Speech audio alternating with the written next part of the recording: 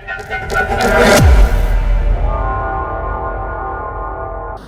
दोस्तों, स्वागत है आप सभी का कोरल ड्रा की क्लास में। मैं हूं सिराज। आप देख रहे हैं vector design academy YouTube channel, जहां आप सीखते हैं ग्राफिक डिज़ाइनिंग और प्रिंटिंग से जुड़ी हर वो चीज़ जो आपको एक प्रोफेशनल बनाने में मदद करेगी। आज के इस वीडियो में हम सीखेंगे कोरल ड्रा की स्टैंडर्ड बार क्या होती है और इसका इस्तेमाल कैसे किया जाता है। अगर आप ग्राफिक डिज़ाइनिंग सीखना चाहते हैं तो इस वीडियो को अंत तक ज़रूर देखें, लाइक करें, शेयर करें और चैनल को सब्सक्राइब करना ना भूलें। तो चलिए शुरू करते हैं। चलिए सबसे पहले मैं आपको कोरल ड्रा अपना ओपन कर लेता हूं। तो मैं टास्क बार से कोरल ड्रा को ओपन करने जा रहा हूं। जैसा मैं अपने पिछले वीडियो में आपको बता चुका हूं वहां कैसे पिन होता है और यहाँ कोरल ड्रा, और मैंने आपको ये भी बताया है कि कोरल ड्रा टास्क बार से कैसे ओपन होता है। तो मैं कोरल ड्रा के आइकन पर सिंगल क्लिक कर दूंगा। जैसे ही मैं सिंगल क्लिक करता हूँ कोरल ड्रा ओपन होना शुरू हो जाएगा। कोरल ड्रा ओपन हो चुका है। कोरल ड्रा के न्यू डॉक्यूमेंट्स पर आप क्लिक करना है और आप देख रहे हैं यहाँ स्टैंडर्ड बार। ये मेन्यू बार के नीचे होती है स्टैंडर्ड बार। स्टैंडर्ड बार को आज हम समझने वाले हैं। तो स्टैंडर्ड बार, कोरल ड्रा की स्टैंडर्ड बार वो टूल बार है जो सबसे ऊपर ठीक मेन्यू बार के नीचे होती है। इसको कुछ ऐसे आइकन्स होते हैं जिनका इस्तेमाल आप हर दिन हर डिज़ाइन में करते हैं। जैसे नई फाइल बनाना हो, नई फाइल खोलना हो, सेव करना हो, प्रिंट देना हो, अंडू करना, रीडू करना आदि। यह टूल बार आपको सारा समय बचा सकती है। अगर आप इससे अच्छे से समझ लें, इसकी मदद से आप तेज़ी से काम कर सकते हैं और बार बार मेन्यू में जाने की ज़रूरत नहीं पड़ेगी। स्टैंडर्ड बार के सभी आइकन्स और उनके नाम आप देख रहे हैं। जैसे ये मैं इसके आइकन्स पर क्लिक कर रहा हूँ तो ये आप मुझे इंडिकेट कर रहा है कि ये न्यू है।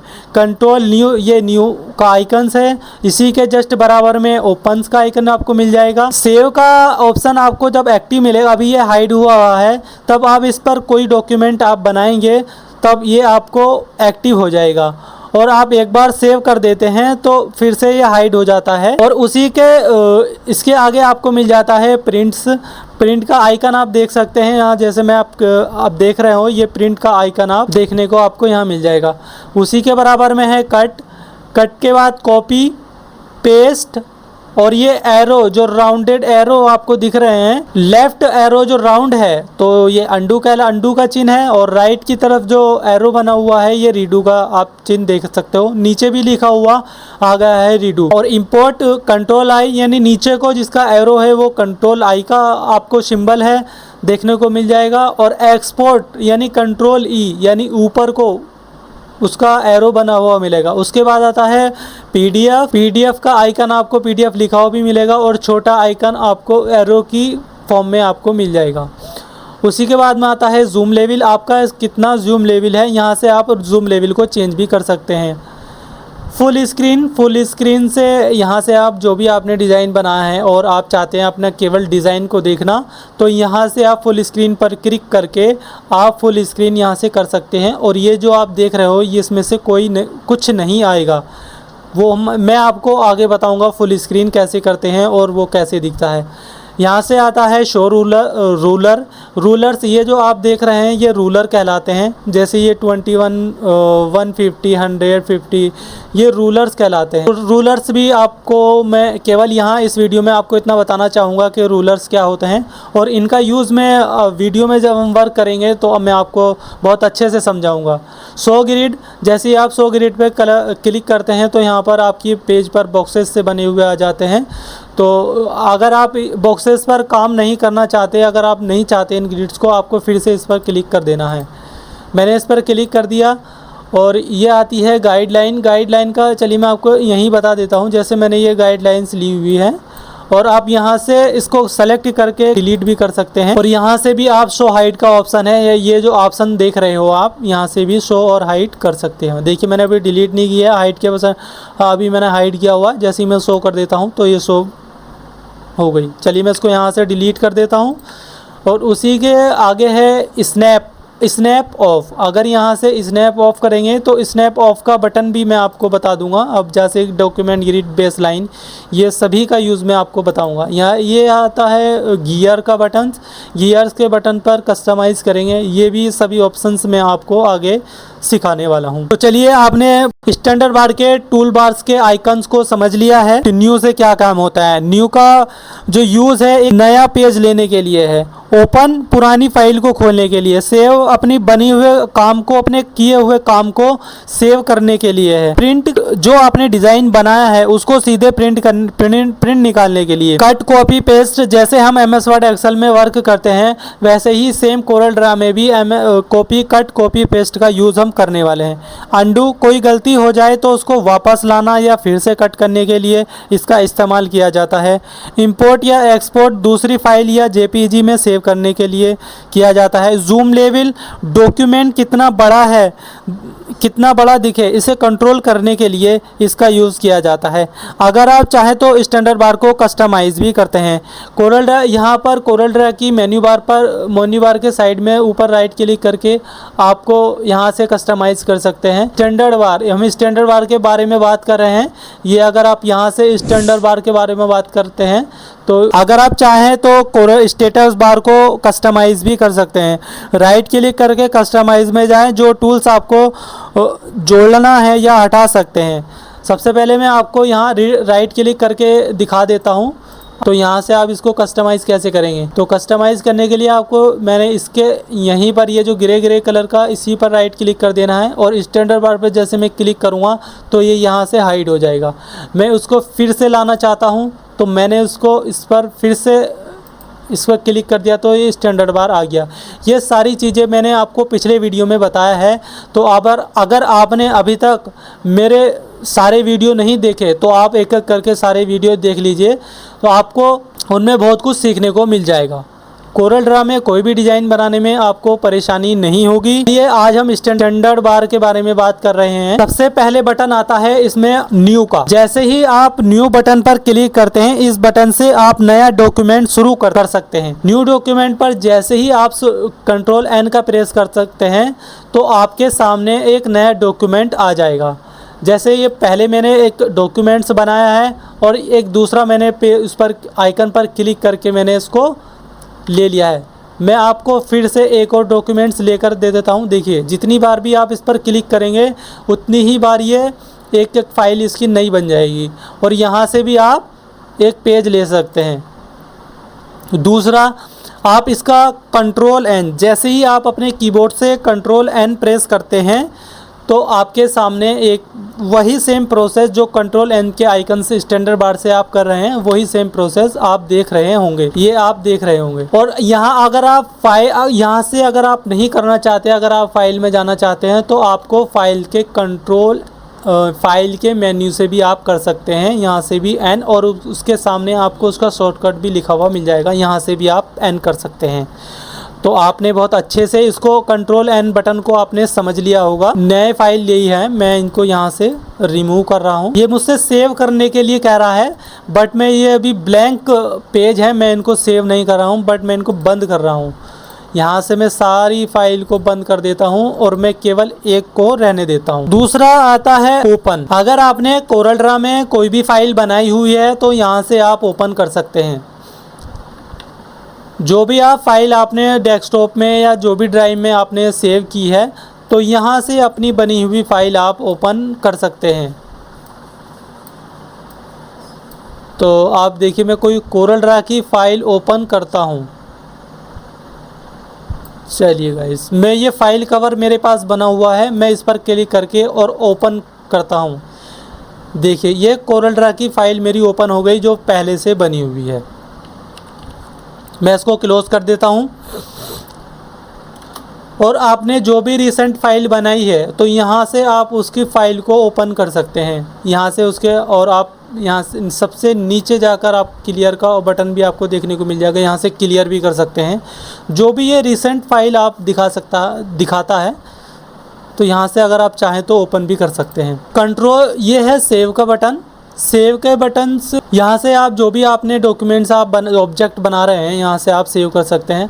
बट ये अभी इसका आइकन हाइड है, लेकिन जैसे ही मैं अपने पेज पर कोई रेक्टेंगल बनाता हूं तो देखिए आप देख सकते हैं ये एक्टिव हो गया। और जैसे ही मैं इस पर एस पर क्लिक करूंगा तो ये मुझे एक्सेस करने के लिए लोकेशन पूछ रहा है कि आप अपनी फ़ाइल को कहाँ सेव करना चाहते हैं।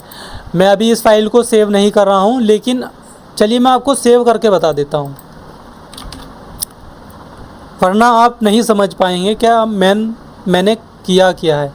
तो जैसे मैं अनटाइटल 2 नाम की फ़ाइल है, मैं इसको वेक्टर लिख देता हूँ। मैं अपने चैनल का नाम फाइल पर लिख रहा हूँ, वेक्टर डिज़ाइन अकेडमी मैंने लिख दिया और ये अपनी ड्राइव में मैंने इसको सेव कर दिया। जैसे ही हम फाइल को सेव कर देते हैं तो ये बटन हमारा हाइड हो जाएगा। देखिए मैंने अपनी फ़ाइल सेव कर दी और ये बटन हाइड हो जाएगा। वही सेम प्रोसेस हम जैसे ही कंट्रोल एन करते हैं दूसरा रेक्टेंगल बनाएंगे। अगर आपने फ़ाइल को सेव कर लिया है तो वो दोबारा, अगर आपने देखिए ये आइकन आपको हाइड दिख रहा है, यानी आपकी फ़ाइल सेव है। अगर आप फिर से अब जैसे ही आप कोई रेक्टेंगल या कोई वर्क करेंगे तो उस पर वो फिर से एक्टिव हो जाएगा, यानी आपको सेव करने के लिए एक्सेस दे देगा। आप यहाँ से अपनी फ़ाइल को सेव कर सकते हैं। जैसे मैंने फिर से सेव कर दिया तो अब ये हाइड हो गया।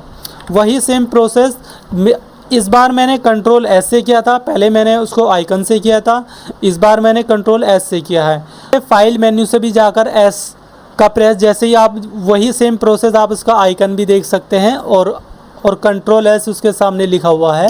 आप फाइल मेन्यू से भी जाकर कंट्रोल अपनी फ़ाइल को सेव कर सकते हैं। ओपन फ्रॉम कोरल क्लाउड, ये अभी आपके काम के नहीं है, इनको छोड़ दीजिए। केवल प्रिंट, अगर आपने फ़ाइल बनाई है, जो भी ऑब्जेक्ट आपने बनाया है, तो जैसे ये ऑब्जेक्ट हमारा बना हुआ है और इस ऑब्जेक्ट में मैं जो भी कलर फिल करता हूँ या डिज़ाइन बना लेता हूँ तो वही ऑब्जेक्ट मेरा प्रिंट होगा जो मैंने पेज पर बनाया है। जैसे एक कॉपी में इसकी पेज के बाहर कर लेता हूँ और एक में इस तरफ कर लेता हूँ। तो जैसे ही आप अपने प्रिंट के ऑप्शन पर जाएंगे और इसको प्रिंट करने की कोशिश करेंगे तो जैसे ही इसका प्रीव्यू करेंगे, मेरे पास कैनन G3010 का प्रिंटर है लेकिन ये ऑफ़ है। जैसे ही मैं इसका प्रीव्यू करूँगा तो जो डिज़ाइन मेरे पेज पर है केवल उसी को सेलेक्ट कर रहा है, उसी को दिखा रहा है। और आप यहाँ देख सकते हैं पेज 1 भी इंडिकेट कर रहा है। लेकिन अगर मैं इसको यहाँ से पकड़कर इधर राइट स्क्रॉल करता हूँ तो जो छोटा वाला मैंने पेज के बाहर रखा हुआ था तो वो उसको अपने प्रिंट करने का आपको एक्सेस दे देगा। लेकिन आपको जो भी डिज़ाइन बनाना है आपको अपने पेज पर ही बनाना है, ये मैं आपको बता रहा हूँ, सजेस्ट कर रहा हूँ, क्योंकि अदरवाइज़ पेज के बाहर बने हुए डिज़ाइन की कोई वैल्यू नहीं होती। वह उसी को एक्सेस करता है जो आपके पेज के अंदर है। पेज का साइज़ हम बड़ा भी कर सकते हैं, फिट में भी बना सकते हैं, इंचेस में भी बना सकते हैं, मिलीमीटर्स में भी बना सकते हैं, बड़े बड़े होर्डिंग्स बना सकते हैं। वो सभी मैं आपको एक एक करके मैं इस आने वाले वीडियो में मैं बताऊंगा डिज़ाइन कैसे बनते हैं और पेज का साइज़ क्या होता है। बस आप फ़िलहाल प्रिंट के ऑप्शन को यहाँ से समझ लीजिएगा। मैं यहाँ से इसको डिलीट कर देता हूँ।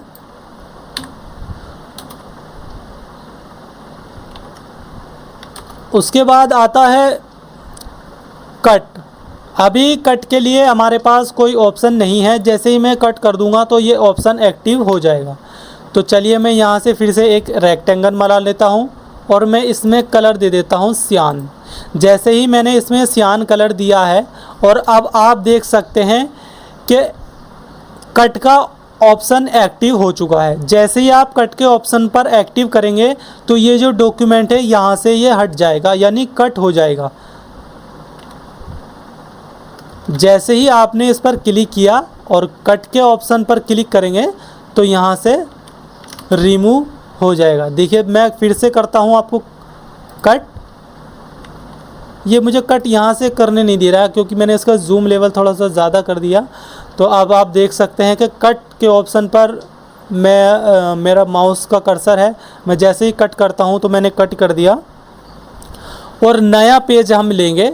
वहीं से नए न्यू बटन के आइकन से हम नया पेज ले लेंगे और उसको पेस्ट कर देंगे। अब आप देखेंगे अब पेस्ट का ऑप्शन जो है एक्टिव है। जैसे ही पेस्ट मैं कर देता हूँ, इस बटन पर क्लिक कर देता हूँ, तो ये पेस्ट हो जाएगा। एक्चुअल पोजीशन में पेस्ट होगा, जहाँ से मैंने कट किया है सेम उसी पोजीशन में उसी जगह पेस्ट हो जाएगा। ये देखिए, जहाँ से मैंने इसको कट किया था वहीं से मैंने इसको पेस्ट किया है। मैंने इसको नया पेज लिया है। आपको नई फाइल नहीं लेनी है, नया पेज लेना है। और जहाँ से मैंने इसको कट किया था, अगर आप वहाँ से रीडू करेंगे तो ये एक्चुअल में रीडू हो जाएगा, यानी कंट्रोल जेड अंडू। और अब अंडू का ऑप्शन एक्टिव है। और मैं फिर से इसको रीडू करूँगा तो यानी जो मैंने कट किया था वो कट के ऑप्शन पर चला जाएगा। यानी मैं रीडू अगर कर दूँगा तो यानी जो मैंने कट किया था, यानी फिर से वही कट हो जाएगा जो मैंने किया था। यहाँ से आप कट कर सकते हैं। लेकिन फिर से मैं इसको अभी अंडू कर देता हूँ। अगर आपने बहुत अच्छे से अंडू और रीडू, कट, कॉपी, पेस्ट आपने समझ लिया है, और आपके अपने फाइल मेन्यू से भी जाकर आप कट, कॉपी, पेस्ट का जो ऑप्शंस है, आपको डिलीट, अंडू, डिलीट के ऑप्शंस, ये आपको फाइल मेन्यू में नहीं, ये आपको एडिट मेन्यू में देखने को मिल जाएंगे। ये आप उसके आइकन भी देख सकते हैं और उनकी शॉर्टकट की भी आप देख सकते हैं। अंडू, डिलीट यानी कंट्रोल जेड, जैसे हमने आपको प्रैक्टिकल करके दिखा दिया है। Redo, delete, control shift Z, repeat, delete, यानी फिर से दोबारा से वही वर्क हो जाएगा जो आपने दोबारा से वो डिलीट हो जाएगा।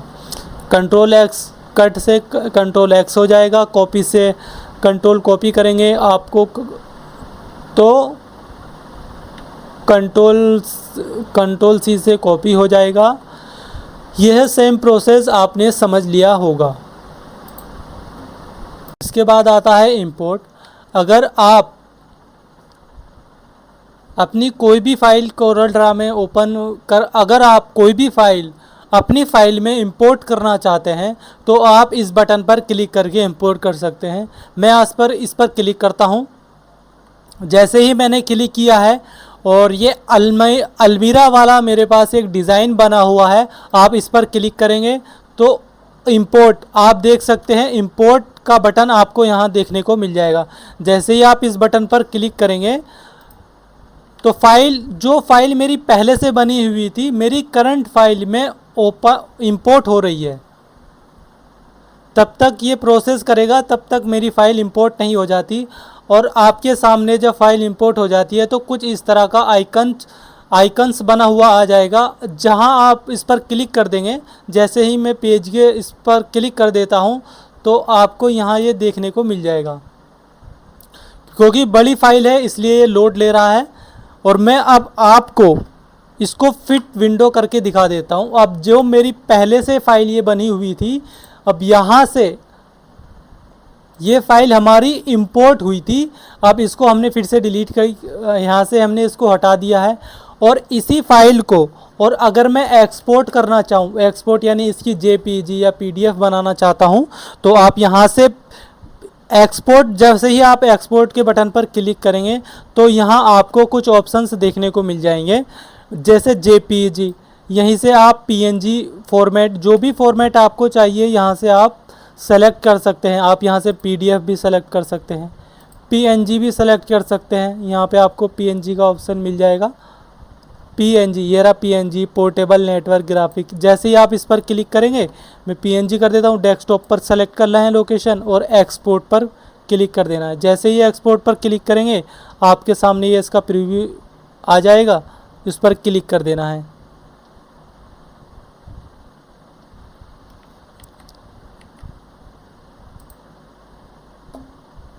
ये पूरा प्रोसेस होने के बाद ही ये आपको उसका विंडो पर जाने का एक्सेस देगा, वरना आपको वहाँ से जाने का एक्सेस नहीं देगा। अभी देखिए प्रोसेस में है, तब ये प्रोसेस कंप्लीट हो जाएगा तब आपको उसका डेस्कटॉप पर हमने सेव किया है, वहाँ आप उसका प्रीव्यू देख सकते हैं। मैंने पीएनजी बनाई है तो पीएनजी आप यहाँ देख सकते हैं। इसी फाइल की PNG बन गई। अब मैंने जैसे उसको ओपन, मैं उसको फ़ोटो में ओपन कर रहा हूँ, फ़ोटो पे सेलेक्ट किया, जस्ट वन पे क्लिक किया, अब ये फ़ोटो में मेरी पिक्चर आ गई। इसी तरह से आप अपने डॉक्यूमेंट को उसको एक्सपोर्ट कर सकते हैं। अगर आपने कोई फ़ाइल बनाई है, जैसे मैंने यहाँ से ये लिया रेक्टेंगल, इस पर क्लिक किया और मैंने इसको कलर दे दिया। अगर आप यहाँ से PDF बनाना चाहते हैं, आप इसका आइकन देख सकते हैं। जैसे ही आप पब्लिश टू PDF पे करोगे, ये इसकी आपको जहाँ आप सेव करना चाहते हैं उसकी लोकेशन दिखाएगा। अगर आपके पास एक से ज़्यादा पेज है तो सेटिंग पे जाकर यहाँ से आप पेज सेलेक्ट कर सकते हैं कौन से पेज की आपको PDF बनानी है। तो मेरे पास केवल एक ही पेज है, उस पर क्लिक कर देता हूँ और सेव पर क्लिक कर देता हूँ। अब आप देख सकते हैं फाइल सेव हो गई है। अब ये PDF बन गई है। यही पेज हमारे पास था और ये हमारे पास दिखने लगा। इसके बाद आता है जूम लेवल। जैसे ये हमारा 50% जूम लेवल है और मैं इसको 100% करता हूँ तो ये थोड़ा सा जूम हो जाएगा। मैं उसको 200 कर सकता हूँ, 400, 50, 100, जहाँ जितना आपको चाहिए उतना कर सकते हैं। और कंट्रोल के साथ माइनस और प्लस, कंट्रोल के साथ अगर माइनस करेंगे तो जूम आउट होगा, कंट्रोल के साथ अगर प्लस करेंगे तो जूम इन होगा। तो यहाँ से आपको जब भी आप वर्क करोगे इसकी आपको ज़रूरत जब पड़ेगी, क्योंकि आपको छोटी छोटी चीज़ें देखनी होती हैं। फिट स्क्रीन, अगर आपके पास, अगर आपने जो भी डॉक्यूमेंट बनाया है, अगर आपको इसको फिट स्क्रीन करना चाहते हैं, आप चाहते हो कि ये जो कोरल ड्रा का ये पट्टी, ये रेक्टेंगल टूल, ये टूल बार्स आ रहे हैं, आप ये ना केवल मेरा डॉक्यूमेंट दिखाई दें, तो आप इसको फुल स्क्रीन कर सकते हैं। केवल जो आपने डॉक्यूमेंट बनाए हैं वही आपको आएगा। इस तरह से मेरा रेक्टेंगल बना हुआ है और अगर आप इसको F4 कर सकते हैं तो ये विंडो फिट हो जाएगी। और कंट्रोल 9 अगर प्रेस करेंगे तो ये इसी का शॉर्टकट है, फुल स्क्रीन का शॉर्टकट है F9। जैसे ही आप F9 प्रेस करेंगे तो ये पूरा पेज पर आपको पूरी स्क्रीन पर जो आपने डिज़ाइन बना है वो दिखने लगेगा। उसके बाद आता है शो ग्रिड वगैरह, ये हमने पहले ही समझ लिया है, इनका कुछ ज़्यादा यूज नहीं है। ये रूलर्स हैं और ये ग्रिड हैं। ग्रिड मैंने आपको अभी सबसे शुरू में मैंने आपको बताया है। और शो ग्रिड यहाँ से हाइड वगैरह आप कर सकते हो। इनका यूज़ मैं आपके आगे चलकर वीडियो में बताऊँगा कैसे कैसे हम इसको यूज़ करते हैं। मुझे उम्मीद है कि आपने स्टैंडर्ड बार को बहुत अच्छे से समझ लिया है और स्टैंडर्ड बार का अच्छा इस्तेमाल करने के लिए आपकी प्रोडक्टिविटी बढ़ जाती है। हर बार मेन्यू में जाकर कमांड देने से अच्छा है यहाँ से सीधे क्लिक कर दीजिए। आप एक प्रोफेशनल डिज़ाइनर तभी बनते हैं तब आप कोरल ड्रा के इंटरफेस को अच्छे से समझ लें। तो दोस्तों, ये था कोरल ड्रा का वीडियो स्टैंडर्ड बार का। और अगर आपको जानकारी पसंद आए तो वीडियो अच्छी लगे तो वीडियो को लाइक करें, चैनल को सब्सक्राइब करें और अपने डिज़ाइनर दोस्तों के साथ शेयर करें। कमेंट करके ज़रूर बताएं अगला टॉपिक क्या हो। मिलते हैं अगले वीडियो में, तब तक के लिए बाय। सीखते रहिए, इम्प्लीमेंट करते रहिए। Thanks for watching.